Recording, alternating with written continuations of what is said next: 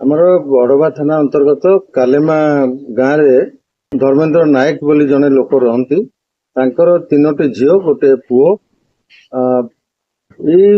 परिस्थिति रे मध्य से आउ जड़े महिला सहित दीर्घ 2 वर्ष हम संपर्क गढ़ी उठिला ताकू से आनिकी निज घरे मध्य रखिथिले से कारणरू घरे सब बेले घरोई कली झगड़ा ये सब लगी रही।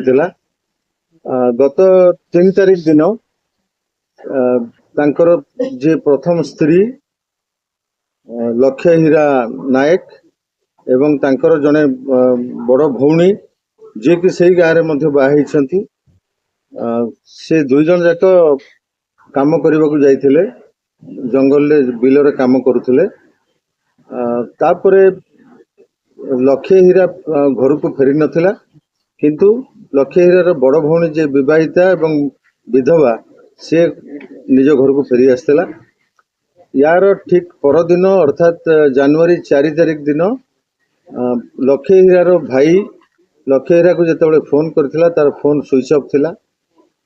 परवर्ती समय से धर्मेंद्र नायक को फोन करथिला। धर्मेंद्र नायक को जे मो भौणी कुआडे गला से बाबद पचारिथिला किंतु धर्मेंद्र नायक सीधा सड़क मना करथिले जे मु किछि जानि नाही। या परे से माने राति अंधकार रे मध्य विभिन्न आड़े खोजा खोजी करथिले किंतु 5 तारीख दिन से माने गुगुलुमा नाल जो अच्छी से कालेमा गाँव रो अनति दूर रे सेठी तार मृत शरीर को लक्ष्य हीरार मृत शरीर को ठाब करथिले एवं परवर्ती समय से माने थाना रे इतला देथिले जाहाको भित्ति करी अड़वा थाना केस नंबर 4/2025 रे गोटे मकदमा रुजु कराइथिला। से मकदमा रे प्रथमे सब को इनक्वेस्ट कला पर व्यवच्छेद पई पठा जाइथिला एवं यारी ऊपर आमे 2टी टीम गठन करथिलु। गोटे टीम टेक्निकल इन्वेस्टिगेशन देखुथिबा बेले आउ गोटे टीम आसामी मान को ठाब करिया पई लागिथिले।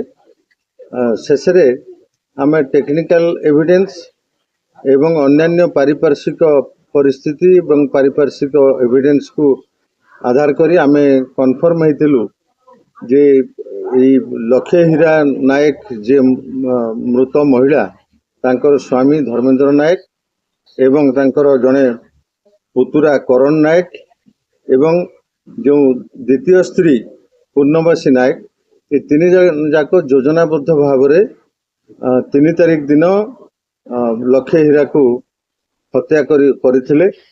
हत्यारे प्रत्यक्ष भाव में धर्मेंद्र नायक एवं करण नायक संश्लिष्ट अछंती एवं यही षड्यंत्र रे मध्य पूर्णवासी नायक रहिछंती। ये 3 जन को गतकाली राति रे गिरफ करा जायतिला। गिरफ परे से माने आज सकाळे धर्मेंद्र नायक रो जमानबंदी नेबा बेले साक्षी मान को उपस्थिति रे से व्यवहार करथिबा जो कटुरी जो थे ताको प्रथमे मुंड को चोट मारी हानिथिला एवं परवर्ती समय पत्थर रे फेंगी देथिला पत्थर गदा भीतर को फेंगी देथिला।